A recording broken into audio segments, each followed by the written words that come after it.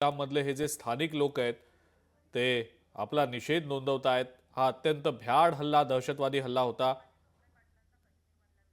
आणि रुपाली ठोंबरे पाटील राष्ट्रवादी काँग्रेसच्या नेत्या आहेत, त्या सध्या पर्यटनासाठी म्हणून जम्मू काश्मीरमध्ये गेलेल्या आहेत। त्यांनी सुद्धा एक व्हिडिओ जारी केलाय, त्या काय म्हणतायत आपण पाहूया। मी माझ्या पूर्ण फॅमिलीसह आम्ही सर्वजण श्रीनगर जम्मू काश्मीरला फिरायला आलो होतो।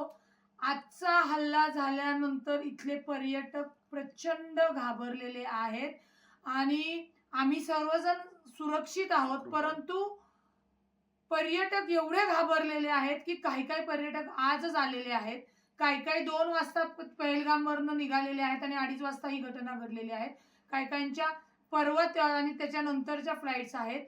त्याच्यामुळे माझी महाराष्ट्र शासनाला विनंती आहे, माझे मुख्यमंत्री देवेंद्र फडणवीस साहेब, अजितदादा उपमुख्यमंत्री आणि केंद्रीय मंत्री मुरली अण्णा यांना विनंती आहे की इथे जे पर्यटक अडकून पडलेले आहेत त्यांना उद्या तात्काळ येण्यासाठीची सुरक्षित सोय करण्यात यावी, कारण का प्रचंड घबराट आणि सगळे पर्यटक आपल्या लहान लेकरा बाळांसोबत काश्मीरला खरं फिरायला आले होते।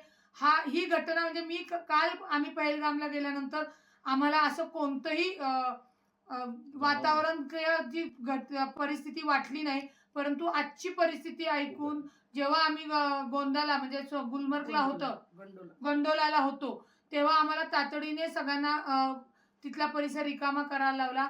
माझी कृपया महाराष्ट्र शासनाला विनंती आहे, जे इथे महाराष्ट्र, कर्नाटक, गुजरात ही जी सगळी पर्यटक जवळजवळ 80 ते 90% आहेत आणि ती इथे अडकून पडलेली आहेत, प्रचंड घाबरलेली आहेत, त्यांना उद्या तातडीने सुरक्षित मध्ये विमानतळावर नेऊन आपल्या राज्यामध्ये येण्यासाठीची जी विमान सेवा असेल ती त्वरित तयार करून द्यावी, अशी माझी विनंती आहे।